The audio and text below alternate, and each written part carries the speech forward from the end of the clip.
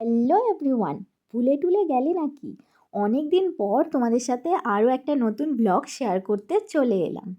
এটা হচ্ছে পৌষ সংক্রান্তির দিনের ভিডিও, যেদিন ছিল বাড়িতে লক্ষ্মী পুজো। তাই সকাল সকাল উঠে ঘরদোর ভালো করে গুছিয়ে নিলাম। তারপর স্নান সেরে একটু স্কিন কেয়ার করে নিলাম। স্কিন কেয়ার মানে হচ্ছে একটু টোনার দেওয়া, এদিকে সানস্ক্রিন, আর শীতকাল মানে হচ্ছে নিভিয়ার ময়শ্চারাইজার, না হলে মুখ ফেটে চাচ্চালা হয়ে যাবে। যেহেতু বিয়ে হয়ে গেছে, এখন সিঁদুর তো ম্যান্ডেটারি, কিছু পরি বা নাই পরি, সিঁদুর তো অবশ্যই পরতেই হবে। আর সিঁদুর পরলে সত্যি মুখটা যেন অন্যরকম লাগে। চলো, অনেক এদিক ওদিক বকে ফেলেছি, এবার হচ্ছে একটু আলপনা দিয়ে নিই, কারণ বাড়িতে আছে লক্ষ্মী পুজো। পৌষ সংক্রান্তির দিন অনেকের বাড়িতে এই হাঁড়ির লক্ষ্মীটা পুজো হয়। তাই চারিদিকে মামি বলল, তুই তাহলে আলপনাটা দিয়ে দে, আর আমি এদিকে পুজোর জোগাড়টা সেরে ফেলি। সব জায়গায় আমার আলপনা দেওয়া কমপ্লিট হয়ে গেছে। আর এদিকে ওপরে যেখানে ঠাকুর মানে হাঁড়ির ধান পাতবে, সেখানেও আলপনা দেওয়া হয়ে গেছে। কত কিছু আঁকার নিয়ম আছে, মামি বলে দিল, আমি এঁকে দিলাম। দুজনে পুজোর জোগাড়জাটি করে টিফিনটা সেরে নিলাম। এদিকে দুপুরের রান্নাও করতে হবে, তারপর করতে হবে পায়েস পিঠে। তাই তাড়াতাড়ি টিফিন না করলে এদিকে রান্না বসাতে পারা যাবে না।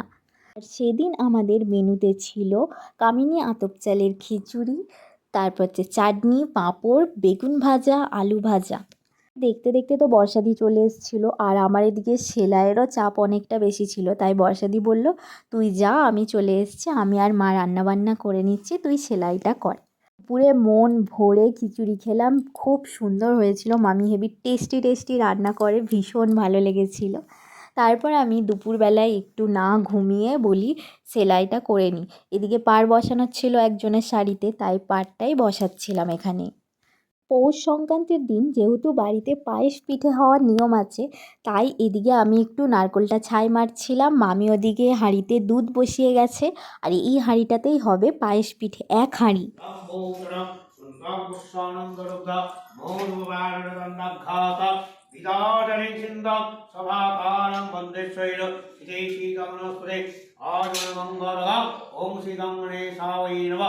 তারপর সন্ধে সন্ধে করে সবাই বসে পড়েছি পিঠে করতে।